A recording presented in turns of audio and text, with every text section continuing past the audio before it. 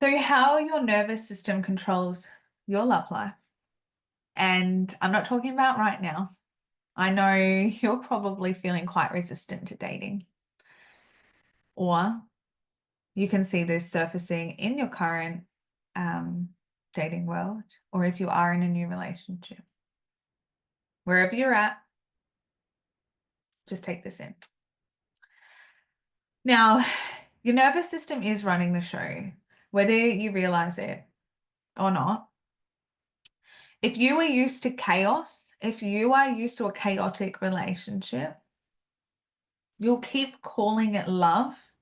And so when it shows up again in another body, it will look familiar to you, it will feel safe to you, and you will gravitate towards it.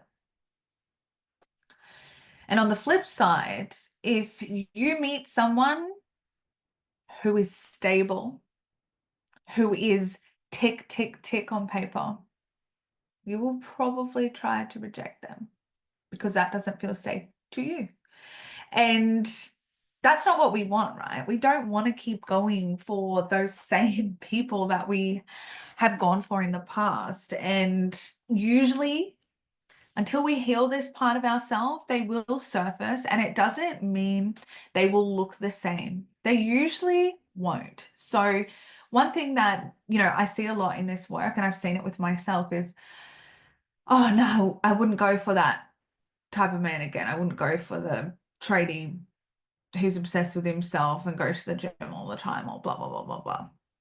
But what we actually find is there's certain traits that we do go for again. And it may be in someone completely different. They may be a businessman who, travels to the city every day, whatever it is.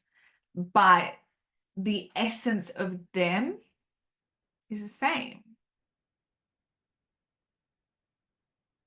If you've been betrayed before, your brain is also wired to expect betrayal again. So with that, it's like if you have been cheated on before, even if you do end up with someone who is stable and safe, subconsciously you're expecting it again. So let's start to really heal this part, because feeling safe in love starts with feeling safe in your own body first.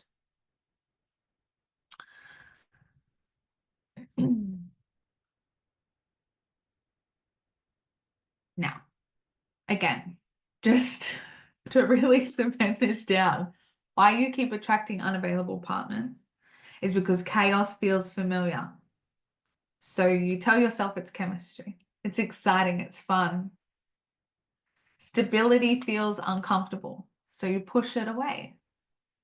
That doesn't feel safe to you. So therefore, no thank you. Even though logically it is the better decision. They are going to look after you. They are going to love you. They are going to make you feel safe. But because you haven't rewired that part of yourself, you push it away. You associate butterflies with love. But what they're actually doing is dysregulating you, your nervous system, and that's that feeling. That's that butterflies. It's actually the feeling of uncertainty. But to you, you're used to it. So you allow it. I had a guy in my life once, and gosh, it was everything that this explains. It was chaotic. It felt safe to me. He gave me butterflies, all the things. And then one day, after smoking a little bit of prescription weed, I had this weird realization where I was like, oh my God, he is just a younger version of my ex. He is just a younger version of my ex. And it was like the penny dropped. And I literally was like, oh, what have I been doing? Like, I knew it was wrong. I knew he was not long term. I knew he was fun. I knew he made me feel young and carefree. And it was this push, pull, push, pull. It was an adrenaline rush. And that was addictive. And that's what I had been used to, even though I thought I would never go for that type of guy again, because this one, he wasn't a bad boy. He wasn't a criminal.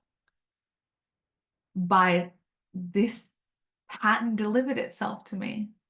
And it took me to be as high as a kite to kind of see that. It was a wild realization. And then once I saw that, I couldn't unsee it anymore.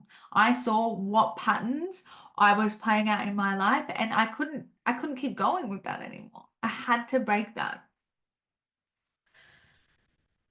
Have a moment and just like think, where in your life have you like associated stable men with boredom? It could be like a friend's husband, and you think, God, like I could never be with him. But really, he's safe. And maybe you could be with someone like him. Also, identify, where have you associated intensity with passion, and think that that's a good thing. I want you to be honest with yourself. I'll leave these journal prompts up as well. What does my nervous system think love should feel like? Should it feel exciting? Should it feel butterfly-y? Should it feel adrenaline rushed? And have I ever rejected a healthy partner or the opportunity of gaining a healthy partner because they felt too nice or too boring? You know, when it's like your friend's husband's workmate that they want to hook you up with, and you're like, no. Why? Why? I want you to be honest with yourself with these answers. Sit with it, and then come into the next lesson.